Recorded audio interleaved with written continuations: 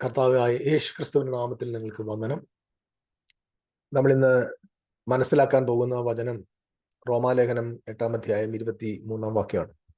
ആത്മാവെന്ന ആധിദാനം ലഭിച്ചിരിക്കുന്ന നാമം നമ്മുടെ ശരീരത്തിന്റെ വീണ്ടെടുപ്പായ പുത്രത്വത്തിന് വേണ്ടി കാത്തുകൊണ്ട് ഉള്ളിൽ ഞരങ്ങുന്നു. അപ്പോസ്തലനായ പൗലോസ് റോമൻ സഭയ്ക്ക് എഴുതുമ്പോൾ ഓർമ്മപ്പെടുത്തുന്ന ഒരു പ്രധാന വിഷയം, ആത്മാവെന്ന ആധിദാനം ലഭിച്ചിരിക്കുന്ന നാമം നമ്മുടെ ശരീരത്തിന്റെ വീണ്ടെടുപ്പായ പുത്രത്വത്തിന് വേണ്ടി ഉള്ളിൽ ഞരങ്ങുന്നു. ഈ വാക്യം പല കമന്ററികളിൽ ഞാൻ വായിച്ചത്, ഒരുപാട് പ്രസിദ്ധന്മാരായ വേദപണ്ഡിതന്മാരുടെ കമന്ററികളിലൂടെ പോയപ്പോൾ മനസ്സിലാക്കിയത്, ഇത് റിസറക്ഷനെ കുറിച്ച് പറയുന്നതായ വേദഭാഗം. റിസറക്ഷൻ എന്നത് കുറിച്ച് പൊതുവായി ക്രൈസ്തവ സഭയുടെ ഇടയിലുള്ള ഒരു ധാരണ, അത് 1-ാം നൂറ്റാണ്ടിലെ സഭയുടെ അല്ല. 1-ാം നൂറ്റാണ്ടിലെ സഭയ്ക്ക് അങ്ങനെ ഒരു പ്രതീക്ഷ ഉണ്ടായിരുന്നില്ല. ഒരുപക്ഷെ യഹൂദന്മാർക്ക് അതുണ്ടായിരിക്കാം. പക്ഷെ യേശു ക്രിസ്തുവിന്റെയും അപ്പോസ്തലന്മാരുടെയും പഠനങ്ങളിൽ ഇല്ലാത്ത ഒരു വ്യൂ ഇന്ന് പൊതുവായി ക്രൈസ്തവ സഭയുടെ ഇടയിലുണ്ട്. അത് മരിച്ചവരുടെ പുനരുത്ഥാനം എന്ന വാക്ക് കേട്ടാൽ ഉടനെ അവരുടെ ഹൃദയവും മനസ്സും നേരെ പോകുന്നത് ശ്മശാനങ്ങളിലേക്കാണ്. അവരെ വിട്ട് വിടവാങ്ങിപ്പോയ അവരുടെ പ്രിയപ്പെട്ടവർ കാഹളനാദത്തിങ്കൽ ആ കല്ലറകളിൽ നിന്ന് ഉയർത്തെഴുന്നേറ്റ് വരുമെന്ന് ബഹുസഹസ്രം ജനം, ബഹുഭൂരിപക്ഷം ആളുകൾ വിശ്വസിക്കുന്നു. അത് അവരുടെ പ്രത്യാശയാണെന്ന് അവർ കരുതുന്നു. ഒരുപാട് ക്വസ്റ്റ്യൻസ് അതിൻ്റെ പുറകിലുണ്ട്. തൽക്കാലം ഞാൻ അതിലേക്ക് കടക്കുന്നില്ല. കാരണം ഞാൻ അതിലേക്ക് കടന്ന് അത് വിശദീകരിക്കാൻ പോയാൽ ഈ വാക്യത്തെ നമുക്ക് വിശദീകരിക്കാൻ കഴിയാതെ. സ്ട്രെയിറ്റ് ആയിട്ട് പറയാം, വിശുദ്ധ ബൈബിളിൽ ശരീരം ഉയർത്തെഴുന്നേൽക്കും എന്ന് ഒരു ഭാഗത്ത് പോലും പറഞ്ഞിട്ടില്ല. അതായത് മനുഷ്യന്റെ ശരീരം, മണ്ണിൽ നിന്ന് വന്ന ശരീരം മണ്ണിൽ നിന്ന് ഉയർത്തെഴുന്നേറ്റ് വരുമെന്ന് ഒരു സ്ഥലത്ത് പോലും പറഞ്ഞിട്ടില്ല. ഞാൻ നിങ്ങളെ കുഴികളിൽ നിന്ന് മടക്കി വരുത്തും, ശവക്കുഴിയിൽ നിന്ന് മടക്കി വരുത്തുമെന്നും, ഭൂമി മൃതന്മാരെ പ്രസവിക്കുമെന്നും ഇങ്ങനെയൊക്കെയുള്ള പദങ്ങൾ പഴയ നിയമഭാഗങ്ങളിൽ കാണാൻ പറ്റും. എന്നാൽ മനുഷ്യന്റെ ശരീരം ഉയർക്കും, റിസറക്ഷൻ ഓഫ് ദ ബോഡി എന്നൊരു പദം ബൈബിളിലില്ല. ശ്രദ്ധിക്കുക, ഇത് ഞാനിത് പറയുന്നത് ദൈവവചനം സത്യസന്ധമായി പഠിക്കാൻ ആഗ്രഹിക്കുന്ന വ്യക്തികളോടാണ്. അവർക്ക് മാത്രമേ ഇത് മനസ്സിലാകൂ, അല്ലെങ്കിൽ അവർ തന്നെ അത് മനസ്സിലാക്കിയാൽ മതി. രണ്ടാമത്, ബൈബിൾ പറഞ്ഞിരിക്കുന്നത് resurrection of the dead and resurrection from the dead. ഈ രണ്ട് പദങ്ങളാണ് മരിച്ചവരുടെ പുനരുത്ഥാനം അല്ലെങ്കിൽ മരിച്ചവരിൽ നിന്നുള്ള പുനരുത്ഥാനം എന്ന നിലകളിൽ ബൈബിൾ പറഞ്ഞിരിക്കുന്നത്. അപ്പൊ മരിച്ചവരുടെ പുനരുത്ഥാനം എന്താണ്, മരിച്ചവരിൽ നിന്നുള്ള പുനരുത്ഥാനം എന്താണെന്നൊക്കെ നമുക്ക് തിരുവെഴുത്തുകളിൽ മനസ്സിലാക്കാനായിട്ട് പറ്റും. മനസ്സിലാക്കേണ്ട നിലയിൽ മനസ്സിലാക്കിയ ഞാൻ എൻ്റെ ശരീരം മണ്ണിൽ നിന്ന് ഉയർത്തെഴുന്നേറ്റ് വരുമെന്ന് വിശ്വസിക്കുന്നുമില്ല, എനിക്കതിൻ്റെ ആവശ്യവുമില്ല. കാരണം ഞാൻ ക്രിസ്തു യേശുവിനാൽ രക്ഷപ്പെടുകയും പാപത്തിൻ്റെയും മരണത്തിൽ നിന്നും ദൈവം എന്നെ സ്വതന്ത്രമാക്കി, അതിക്രമങ്ങളാലും പാപത്താലും മരിച്ചിരുന്ന എന്നെ അവൻ ക്രിസ്തുവിനോടുകൂടെ ഉയർത്തെഴുന്നേൽപ്പിച്ചു എന്ന് എൻ്റെ ബൈബിളിൽ പറഞ്ഞിരിക്കെ, അവനോടുകൂടെ ഉയർത്തെഴുന്നേൽപ്പിച്ച് സ്വർഗസ്ഥലത്തിൽ ഇരുത്തിയിരിക്കുന്നു എന്ന് വചനം വ്യക്തമാക്കിയിരിക്കെ, എനിക്ക് ഇനിയും ഒരു ഉയർത്തെഴുന്നേൽപ്പുണ്ടെന്ന് ആ വ്യാജം എനിക്ക് വിശ്വസിക്കാനായിട്ട് ബുദ്ധിമുട്ടുണ്ട്. അതിനെ ഞാൻ വ്യാജമെന്ന് വിളിച്ചതിൽ ദയവായി ക്ഷമിക്കണം. നിങ്ങളുടെ ഏറ്റവും പ്രിയപ്പെട്ട പ്രതീക്ഷയാണ്, പക്ഷെ അത് എന്നെ സംബന്ധിച്ചിടത്തോളം അത് വ്യാജമായിട്ടാണ് എനിക്ക് ഫീൽ ചെയ്യുന്നത്.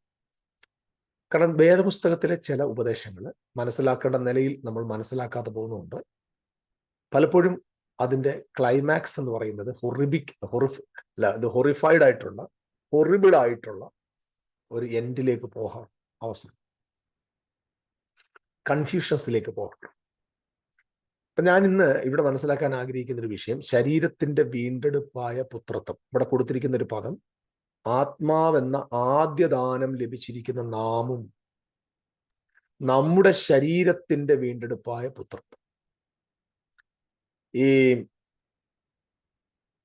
റോമാലേഖനം 8-ാം അധ്യായത്തിന്റെ 11-ാമത്തെ വാക്യത്തിൽ, ക്രിസ്തുവിനെ മരിച്ചവൻ ഉയർപ്പിച്ചവന്റെ ആത്മാവ് നിങ്ങൾ വസിക്കുന്നു എങ്കിൽ നിങ്ങളുടെ മർത്യ ശരീരങ്ങളെ ജീവിപ്പിക്കുമെന്ന്, നിങ്ങളുടെ ബോഡീസിനെ എന്ന പദം അവിടെ ഉപയോഗിച്ചിട്ടുണ്ട്. മർത്യേ ശരീരങ്ങളെ. എന്നാൽ ഇവിടെ പൗലോസ് പറഞ്ഞിരിക്കുന്നത് ആദ്യദാനം ലഭിച്ചിരിക്കുന്ന നാമം നമ്മുടെ ശരീരത്തിന്റെ വീണ്ടെടുപ്പ്, ശരീരങ്ങളുടെ വീണ്ടെടുപ്പ് എന്നല്ല. അതായത് പൗലോസ് പറഞ്ഞത് നമ്മുടെ ശരീരങ്ങളുടെ വീണ്ടെടുപ്പ് എന്നല്ല, ശരീരം എന്ന സിംഗിൾ ബോഡിയുടെ വീണ്ടെടുപ്പാണ്. അപ്പം ഇതിനെക്കുറിച്ച് എൻ.ടി. റൈറ്റ് ഒരിക്കൽ കൊടുത്തിരിക്കുന്നത് കമന്ററി, പോള് റോമൻസ് ചാപ്റ്റർ 8:11 എന്തോ ശരീരങ്ങൾ എന്ന പ്ലൂറൽ ഫോമിൽ ഉപയോഗിച്ചിട്ടുണ്ട്. എന്നാൽ 8:23 അത് സിംഗുലർ ആയിട്ടുള്ള ഫോമിലാണ് ഉപയോഗിച്ചിരിക്കുന്നത്. അതിന് അത്രയ്ക്കും വലിയ കാര്യഗൗരവമൊന്നും ഇല്ല. അത് എൻ.ടി. റൈറ്റിന്റെ ഒരു പ്രസ്താവന എന്ന് പറഞ്ഞാൽ അത് ചുമ്മാ എഴുതിയായിരിക്കും. അപ്പം അത് എൻ.ടി. റൈറ്റ് തോറ്റു.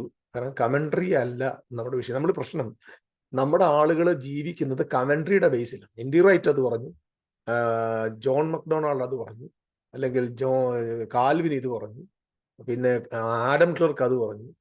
അപ്പൊ നമ്മളെല്ലാവരും ജീവിക്കുന്ന ഈ കമന്ററി മതി. കമന്ററി പറഞ്ഞ് തെറ്റാണെങ്കിൽ ഞാൻ കമന്ററിയിലല്ല ജീവിക്കേണ്ടത്. കമന്ററി അല്ല എൻ്റെ സപ്പോർട്ട്. എൻ്റെ സപ്പോർട്ട് ബൈബിളാണ്.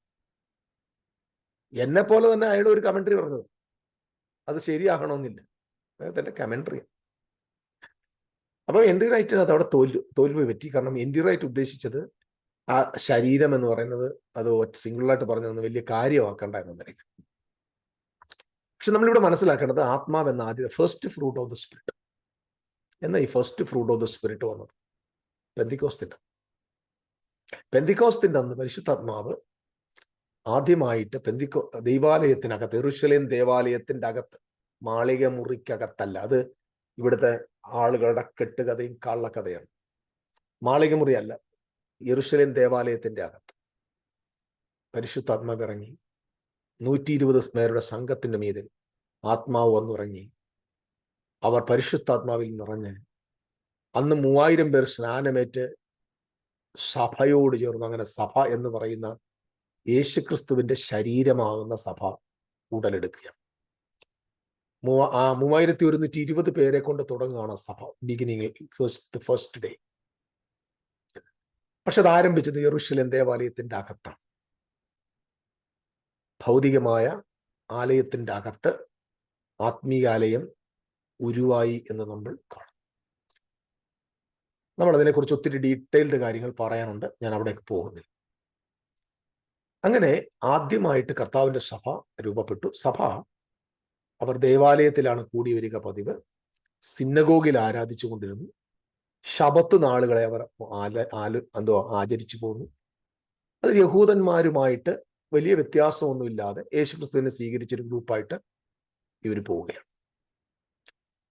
ഇവരെയും യഹൂദന്മാരെയും തമ്മിൽ വേർതിരിക്കാൻ പ്രത്യേകിച്ച് വ്യത്യാസങ്ങളൊന്നുമില്ല. എന്നാലും ചില ക്രിസ്ത്യാനികളുടെ പ്രത്യേകമായ ജീവിത ശൈലികളും പ്രമാണങ്ങളും അവരെ വ്യത്യസ്തരാക്കി. പക്ഷെ എന്തായാലും ജൂ ആൻഡ് ക്രിസ്ത്യൻസ് എന്ന് പറയുന്നത് ഒരേ കാറ്റഗറിയിലാണ് അവിടെ. അപ്പോസ്തല പ്രവൃത്തി മുഴുവൻ നമുക്ക് കാണാൻ പറ്റും. പക്ഷെ യഹൂദന്മാർക്ക് ഇവരോട് വിരോധവുമുണ്ട്. ഇവർ യഹൂദന്മാരുടെ പള്ളികളിലാണ് ആരാധിക്കാൻ പോവുകയും ചെയ്യുന്നത്. അല്ലാതെ പ്രൈവറ്റായിട്ട് അവർ ദൈവത്തിന് ആരാധിക്കുന്നുണ്ടായിരുന്നു, യേശുവിനെ ആരാധിക്കാൻ പോകുന്നുണ്ടായിരുന്നു. അപ്പൊ ഇങ്ങനെ ഈ ഒരു ബോഡി ന്യായപ്രമാണത്തിന്റെ കീഴിലാണ്. അത് ഒരു കാര്യം. അതുപോലെ നമ്മൾ എഫേസ്യ ലേഖനം 1-ാം അധ്യായത്തിൽ വായിക്കുന്നത്, അവിടെ പൗലോസ് പറയുന്ന ഒരു വാചകമുണ്ട്. എഫേസ്യ ലേഖനം 1-ാം അധ്യായത്തിന്റെ 13-ാം വാക്യം, അവനിൽ നിങ്ങൾക്കും നിങ്ങളുടെ രക്ഷയെക്കുറിച്ചുള്ള സുവിശേഷം എന്ന സത്യവചനം നിങ്ങൾ കേൾക്കുകയും അവനിൽ വിശ്വസിക്കുകയും ചെയ്തിട്ട് തന്റെ സ്വന്തം ജനത്തിന്റെ വീണ്ടെടുപ്പിന് വേണ്ടി തന്റെ മഹത്വത്തിന്റെ പുകഴ്ചയ്ക്കായിട്ട് നമ്മുടെ അവകാശത്തിന്റെ അച്ചാരമായി വാഗ്ദത്തത്തിന് പരിശുദ്ധാത്മാവിനെ മുദ്രയിട്ടിരിക്കുന്നു. അപ്പൊ രക്ഷാവചനം കേട്ട് വിശ്വസിച്ചിട്ട് നിങ്ങൾക്ക് ഞങ്ങൾക്ക് എന്നൊക്കെ ഉള്ള പദപ്രയോഗം ഇവിടെയുണ്ട്. ഇത് നമ്മൾ ബൈബിളിലുടനീളം കാണാൻ പറ്റി. നിങ്ങൾക്ക് ഞങ്ങൾക്ക്, നിങ്ങൾ എന്ന് പറയുമ്പോൾ ജാതികളിൽ നിന്ന് ക്രിസ്തുവിലേക്ക് വന്ന ജനതയും, ഞങ്ങൾ എന്ന് പൗലോസ് അഭിസംബോധന ചെയ്യുമ്പോൾ യഹൂദമതത്തിൽ നിന്ന് ക്രിസ്തുവിലേക്ക് വന്ന ജനതയുമാണ്. അപ്പൊ തന്റെ സ്വന്തം ജനത്തിന്റെ വീണ്ടെടുപ്പ് എന്ന് പറഞ്ഞാൽ സഭയുടെ വീണ്ടെടുപ്പ് എന്നല്ല, യഹൂദന്റെ വീണ്ടെടുപ്പെന്ന്. തന്റെ സ്വന്തം ജനത്തിന്റെ വീണ്ടെടുപ്പിനായിട്ട് അച്ചാരമായ പരിശുദ്ധാത്മാവിനാൽ മുദ്രയിട്ടിരിക്കുന്നു എന്ന് നമുക്ക് ഇവിടെ കാണാൻ പറ്റും. എഫേസ്യ ലേഖനം 4-ാം അധ്യായത്തിന്റെ 30-ാം വാക്യത്തിൽ പരിശുദ്ധാത്മാവിനെ ദുഃഖിപ്പിക്കരുത്, അതിനാലല്ലോ നിങ്ങളെ വീണ്ടെടുപ്പ് നാളിനായി മുദ്രയിട്ടിരിക്കുന്നത്. അപ്പൊ പരിശുദ്ധാത്മാവിനാൽ മുദ്രയിട്ടിരിക്കുന്ന ജനം എന്തിന്? വീണ്ടെടുപ്പ് നാളിലേക്ക്. അപ്പൊ ഇവരുടെ വീണ്ടെടുപ്പ് നാള് വരുന്നുണ്ട്. ആ വീണ്ടെടുപ്പ് നാള് വരുന്നതിനാല് അതിനുവേണ്ടി പരിശുദ്ധാത്മാവ് എന്ന ആദ്യത്തെ ദാനം, അത് ഫസ്റ്റ് ഇൻസ്റ്റാൾമെന്റ് ആണ്. ഈ ആദ്യ ദാനം അല്ലെങ്കിൽ ആദ്യത്തെ ഫലം എന്നൊക്കെ പറയുന്നത് കൊയ്ത്ത് ആരംഭിക്കുന്നതിന് മുമ്പ് ആദ്യത്തെ കറ്റ ദൈവത്തിന് അർപ്പിച്ചിട്ട് അതിനെ ദൈവസന്നിധി കൊണ്ടുവന്ന് അർപ്പിക്കും. അതിനെ ഫസ്റ്റ് ഫ്രൂട്ട് നമ്മൾ വായിക്കുന്നുണ്ട്. അപ്പൊ അതിന്റെ അർത്ഥം തന്നെ ബാക്കിയുള്ള ഹാർവെസ്റ്റ് വരാൻ പോവുകയാണ്. അപ്പൊ പരിശുദ്ധാത്മാവ് എന്ന ആദ്യദാനം ഇവർക്ക് കൊടുത്തിട്ട് പറയുകയാണ്, നിങ്ങളെ മുറ്റുമായിട്ട് വീണ്ടെടുക്കാൻ പോവുകയാണ്. നിങ്ങൾക്ക് വീണ്ടെടുക്കാൻ പോകുന്നു, നിങ്ങൾക്ക് നീതീകരണം തരാൻ പോകുന്നു, നിങ്ങൾക്ക് രക്ഷ തരാൻ പോകുന്നു, നിങ്ങൾക്ക് നിത്യജീവൻ തരാൻ പോകുന്നു. ഇതൊക്കെ പാക്കേജിന്റെ ഭാഗമാണ്. പക്ഷെ ഇപ്പൊ പരിശുദ്ധാത്മാവ് എന്ന ആദ്യ ദാനം നിങ്ങൾക്ക് ലഭിച്ചിരിക്കുകയാണ്. നിങ്ങളുടെ ശരീരത്തിന്റെ വീണ്ടെടുപ്പ്, ശരീരങ്ങളുടെ വീണ്ടെടുപ്പല്ല. എന്താണ് ശരീരം എന്നാണ് ഞാൻ പറഞ്ഞു വരുന്നത്. അപ്പൊ ഈ വീണ്ടെടുപ്പ് എന്ന സാധ്യമാകുന്നത് നമ്മൾ വായിക്കുന്നത് ലൂക്കോസിന്റെ സുവിശേഷം 21-ാം അധ്യായത്തിന്റെ 28-ാമത്തെ വാക്യം. അതിന് മുകളിലത്തെ പശ്ചാത്തലം എന്ന് പറയുന്നത് സൈന്യങ്ങൾ യെരൂശലേമിനെ വളഞ്ഞിരിക്കുമ്പോൾ അതിന്റെ ശൂന്യത അടുത്തിരിക്കുന്നു എന്ന് അറിഞ്ഞുകൊള്ളുവിൻ. 21-ന്റെ 20 മുതലുള്ള വാക്യങ്ങളാണ്. 27-ാം വാക്യം, അപ്പോൾ മനുഷ്യപുത്രൻ ശക്തിയോടും മഹാതേജസ്സോടും മേഘത്തിൽ വരുന്നത് അവർ കാണും. ഈ മേഘത്തിൽ വരിക എന്ന് പറയുന്നത് ജഡ്ജ്മെന്റ് ആണ് എന്ന് പഴയ നിയമത്തിൽ നിന്ന് നമുക്ക് മനസ്സിലാക്കാൻ പറ്റും. ബൈബിളിനെ ബൈബിൾ കൊണ്ട് വ്യാഖ്യാനിക്കുന്നു. മഹത്വത്തിൽ വരിക എന്നും മനസ്സിലാക്കാൻ പറ്റും. അത് ജഡ്ജ്മെന്റ് കമ്മിങ് ആണെന്ന് നമ്മൾ വേദപുസ്തകത്തിൽ നിന്ന് പഠിക്കാൻ പറ്റും. അത് കഴിഞ്ഞിട്ട് ഇത് സംഭവിച്ചു തുടങ്ങുമ്പോൾ, അതായത് ഈ സംഭവങ്ങൾ യെരൂശലേമിനെ ചുറ്റി ഇങ്ങനെ പ്രശ്നങ്ങളുണ്ടായി, അവിടെ ന്യായവിധിയുടെ ആ മഹാകഷ്ടത്തിന്റെ കാലങ്ങൾ സംഭവിച്ചു തുടങ്ങുമ്പോൾ നിങ്ങളുടെ വീണ്ടെടുപ്പ് അടുത്ത് വരുന്നത് കൊണ്ട് നിവർന്ന് തലപൊക്കുവിൻ. ഈ നിങ്ങൾ എന്ന് പറഞ്ഞ ആരോടാ? യേശു തന്റെ ശിഷ്യന്മാരോടാ പറയുന്നത്, തന്റെ കേൾവിക്കാരോടാ പറയുന്നത്. അപ്പൊ നിങ്ങളുടെ വീണ്ടെടുപ്പ് എപ്പോഴാ സംഭവിക്കുന്നത്? നിങ്ങളുടെ ആലയം പൊളിയുമ്പോൾ, നിങ്ങളുടെ ദേവാലയം പൊളിയുമ്പോൾ, നിങ്ങളുടെ സിസ്റ്റം പൊളിയുമ്പോൾ, സൈന്യങ്ങൾ വളയുമ്പോൾ, മഹാ ന്യായവിധിക്കായി മനുഷ്യപുത്രൻ മേഘങ്ങളിൽ വരുന്ന ആ കാലം, കുഞ്ഞാടിന്റെ കോപകാലം, ന്യായവിധിയുടെ കാലം, ആ കാലത്ത് നിങ്ങളുടെ വീണ്ടെടുപ്പ് അടുത്തിരിക്കിയാൽ, അപ്പൊ നിങ്ങളുടെ വീണ്ടെടുപ്പ് സംഭവിക്കേണ്ടത് അന്നാണ്. അപ്പം AD 70-ൽ യെരൂശലേം ദേവാലയം നശിക്കുന്നതോടുള്ള ബന്ധത്തിൽ നിങ്ങൾ കൂടുതലൊന്നും വ്യാഖ്യാനിക്കാൻ പറ്റില്ല. ഇപ്പം ബഹുഭൂരിപക്ഷം ആളുകൾ ഒരു കാര്യം പറഞ്ഞു നടക്കുക. ബഹുഭൂരിപക്ഷം ആളെന്ന് പറഞ്ഞാൽ എന്താ? 99% ഓഫ് ക്രിസ്ത്യൻസും പറഞ്ഞു യേശു വരാറാ, അതിന്റെ പ്രസംഗങ്ങൾ നടന്നുകൊണ്ടിരിക്കുമ്പോൾ മറു സൈഡിൽ ഒരു കുറച്ച് ഗ്രൂപ്പ് പറയുന്നു ഇത് ഭോഷ്കാണ്, ഇത് സംഭവിച്ചു കഴിഞ്ഞ കാര്യമാണ് എന്ന് പറയുമ്പോൾ നിശ്ചയമായിട്ടും ഇവർക്ക് നമ്മളോട് കൃത്യമായ നിലയിലുള്ള പകയുണ്ടാവും. എത്രത്തോളം നിലയിൽ നമ്മളെ ഒപ്പോസ് ചെയ്യാൻ പറ്റുമോ അതെല്ലാം ഒപ്പോസ് ചെയ്യുന്നുമുണ്ട്. പക്ഷെ ചിലർ പറയുന്നത് മൈൻഡ് ചെയ്യണ്ട, നിങ്ങൾ മൈൻഡ് ചെയ്യണ്ട, പക്ഷെ ഞങ്ങൾ പറഞ്ഞുകൊണ്ടേയിരിക്കും. നിങ്ങൾ മൈൻഡ് ചെയ്യാതിരിക്കുന്നിടത്തോളം നിങ്ങളുടെ ജനത്തിന്റെ കാതിൽ ഞങ്ങൾ ഇത് എത്തിച്ചുകൊണ്ടേയിരിക്കും. നിങ്ങൾ ഈ മിണ്ടാതിരിക്കുന്നത് കള്ളന്മാരായതുകൊണ്ട്, പൂച്ച പാല് കുടിച്ചിട്ട് ഇങ്ങനെ മിണ്ടാതിരിക്കുന്ന പോലെ ഞങ്ങൾ റെസ്പോണ്ട് ചെയ്യണ്ട. ഒരു മഹാൻ പറഞ്ഞത്, ഞാൻ ജോൺ ലോറൻസിന് റെസ്പോണ്ട് ചെയ്യത്തില്ല, അങ്ങേർക്ക് റീച്ച് കൂടുമെന്ന്. എനിക്ക് റീച്ചും കൂച്ചൊന്നും വേണ്ട. ഞാനൊരു കാര്യം ഓപ്പൺ പറയാം, ഇത് സത്യമാണ്. നിങ്ങൾക്ക് വചനത്തെ വളച്ചൊടിക്കാതെ യേശു ഇനിയും വരുമെന്ന് തെളിയിക്കാൻ പറ്റില്ല. ഇത് നിങ്ങൾ യേശുക്രിസ്തുവിന്റെ വരവെന്ന് പറയുന്നത് ആരാണ്ട് കൊണ്ടുപോകാൻ വരുന്നതാ. പക്ഷെ ഇവിടെ എന്റെ ബൈബിളിൽ പറയുന്ന യേശുവിന്റെ വരവെന്നൊക്കെ പറഞ്ഞത് യഹൂദന്മാരുടെ വീണ്ടെടുപ്പ് നടക്കണമെങ്കിൽ യേശു വരണം. അപ്പൊ അത് ഏത് വീണ്ടെടുപ്പാണ്? ഇവിടെ പറഞ്ഞ് വീണ്ടെടുക്കണം. അപ്പൊ എവിടെ നിന്ന് ഇവരെ വീണ്ടെടുക്കേണ്ടത്? ഗലാത്യ ലേഖനത്തിൽ വായിക്കുന്നുണ്ട്. നമ്മളതിന്റെ 4-ാം അധ്യായത്തിന്റെ 5-ാമത്തെ വാക്യം, അവൻ ന്യായപ്രമാണത്തിന് കീഴുള്ളവരെ വിലയ്ക്ക് വാങ്ങിയിട്ട് നാം പുത്രത്വം പ്രാപിക്കേണ്ടതിന് തന്നെ. ന്യായപ്രമാണത്തിന് കീഴുള്ളവരെ വിലയ്ക്ക് വാങ്ങിയിട്ട് നാം പുത്രത്വം പ്രാപിക്കേണ്ടത്. അപ്പൊ ആരെയാണ് വിലയ്ക്ക് വാങ്ങേണ്ടത്? ആരെ വീണ്ടെടുക്കേണ്ടത്? ന്യായപ്രമാണത്തിന്റെ കീഴുള്ളവരെയാണ് വിലയ്ക്ക് വാങ്ങേണ്ടത്. എന്നിട്ട് എന്ത് ചെയ്യണം?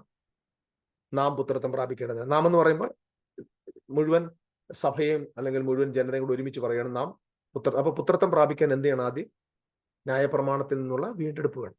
അപ്പം യഹൂദന് ന്യായപ്രമാണത്തിൽ നിന്നുള്ള വീണ്ടെടുപ്പ്, അവർക്കും പുത്രത്വം ഉണ്ട് കേട്ടോ. അതേസമയം ജാതികൾക്ക് വീണ്ടെടുക്കേണ്ട ആവശ്യമില്ല. അവർക്ക് ഡയറക്റ്റ് അവർ സൺഷിപ്പിലേക്ക് കയറി വരണം. അവനെ കൈക്കൊണ്ട് അവന്റെ നാമത്തിൽ വിശ്വസിക്കുന്ന ഏവർക്കും ദൈവമക്കളാകാൻ അവൻ അധികാരം കൊടുത്തു. സോ ഡയറക്ട്ലി നേഷൻസ് ദൈവത്തിന്റെ പുത്രത്വത്തിലേക്കാണ് വന്നത്. പക്ഷേ യഹൂദന് പുത്രത്വത്തിലേക്ക് വരണമെങ്കിൽ ആദ്യം അവൻ ന്യായപ്രമാണത്തിൽ നിന്ന് അവനെ വിലയ്ക്ക് വാങ്ങണം. ന്യായപ്രമാണത്തിൽ നിന്ന് അവനെ റിഡീം ചെയ്യണം. ന്യായപ്രമാണത്തിൽ നിന്ന് അവനെ വീണ്ടെടുക്കുന്ന നടപടിയുടെ പേരാണ് നമ്മളിവിടെ വായിച്ചിരിക്കുന്നത് അവകാശത്തിനായിട്ട് പരിശുദ്ധാത്മാവിനാൽ മുദ്രയിട്ടിരിക്കുന്നു, വീണ്ടെടുപ്പ് നാളിനായി മുദ്രയിട്ടിരിക്കുന്നു. ഇനി മനസ്സിലാക്കേണ്ട മറ്റൊരു കാര്യം, റോമാലേഖനത്തിൽ ഇവിടെ പറഞ്ഞിരിക്കുന്ന ശരീരത്തിന്റെ വീണ്ടെടുപ്പ്, ഇതേതാ ശരീരം? റോമാലേഖനത്തിൽ ഒരു പദപ്രയോഗമായി ബോഡി ഓഫ് ഡെത്ത്, മരണകരമായ ശരീരത്തിൽ നിന്ന് ആര് വിടുവിക്കും? മറ്റടുത്ത് പറഞ്ഞ ബോഡി ഓഫ് സിൻ, ഈ പാപത്തിന് അധീനമായ ശരീരത്തിന് body of sin, body of death, ഇതിൽ നിന്ന് ആര് വിടുവിക്കും? കാരണം even though these people are in the body of Christ, അവർക്ക് ദൈവത്തിന്റെ ആ ഫുൾനെസ് ഓഫ് സാൽവേഷൻ, ആ ഫുൾനെസ് ഓഫ് ലൈഫ്, ആ ഫുൾനെസ് ഓഫ് റൈച്ചസ്നെസ് അവർക്ക് പ്രാപിക്കാൻ ഇതുവരെ കഴിഞ്ഞിട്ടില്ല. കാരണം അവർക്ക് സാൽവേഷൻ കിട്ടണമെങ്കിൽ അവരുടെ കർത്താവ് തിരിച്ചു വരണം. അതുകൊണ്ട് എഴുതി, അവൻ തനിക്കായി കാത്തു നിൽക്കുന്നവരുടെ രക്ഷയ്ക്കായി പാപം കൂടാതെ രണ്ടാമത് പ്രത്യക്ഷം. AD 70 യേശു ക്രിസ്തു വരുന്നത് വരെ അവർക്ക് രക്ഷ പൂർണ്ണമല്ല.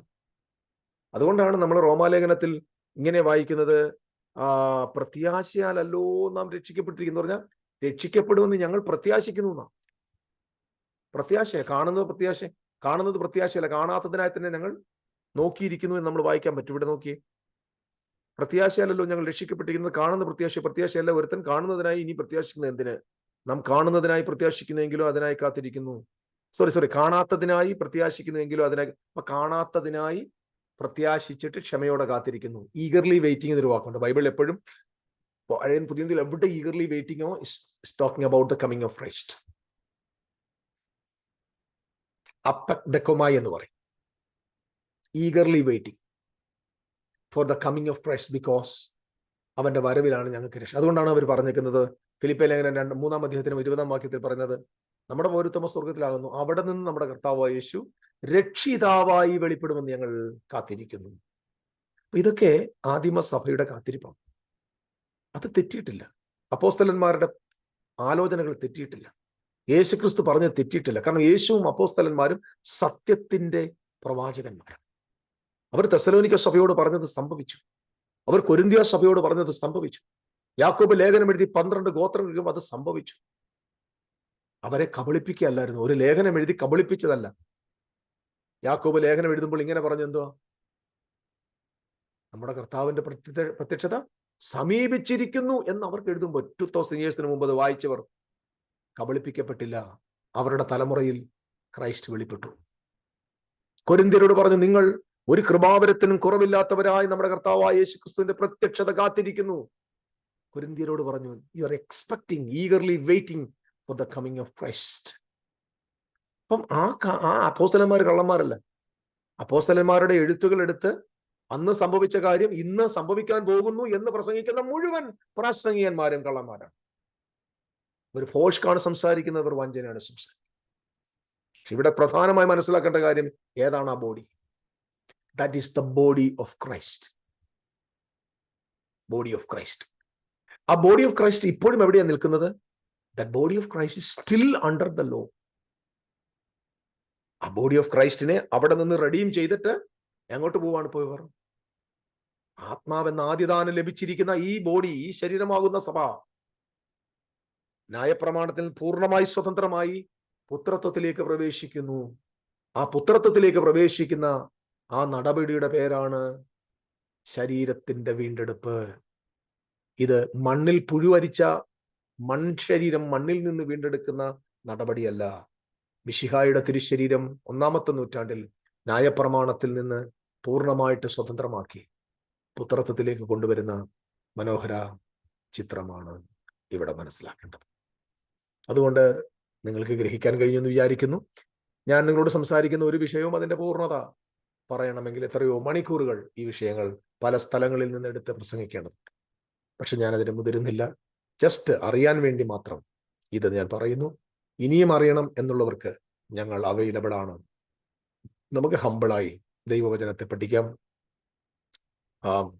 ഒരു തലമുറയെങ്കിലും വചനസത്യത്തിൽ നിൽക്കാൻ എഴുന്നേൽക്കട്ടെ എന്ന് ആത്മാർത്ഥമായിട്ട് പ്രാർത്ഥിക്കുന്നു. അപ്പൊ ശരീരത്തിന്റെ വീണ്ടെടുപ്പായ പുത്രത്വം എന്ന് പറഞ്ഞാൽ എന്താണ്? ന്യായപ്രമാണം. ഇത് ജാതികളുടേതല്ല, ഇത് യഹൂദന്റേതാണ്. ജാതികൾ ന്യായപ്രമാണത്തിന്റെ കീഴിലല്ല. ഇത് മനുഷ്യന്റെ ശരീരം മണ്ണിൽ നിന്ന് എഴുന്നേറ്റ് വരുന്നു എന്ന കോമിക് കഥയുമല്ല. It is different, it's a very peculiar and powerful truth. Paul പ്രസംഗിച്ച മനോഹരമായ പഠനങ്ങളിലൊന്നും. ദൈവം നിങ്ങളെ അനുഗ്രഹിക്കട്ടെ. നമുക്ക് മറ്റൊരു വീഡിയോയിൽ പിന്നെ കാണാം. Bless you.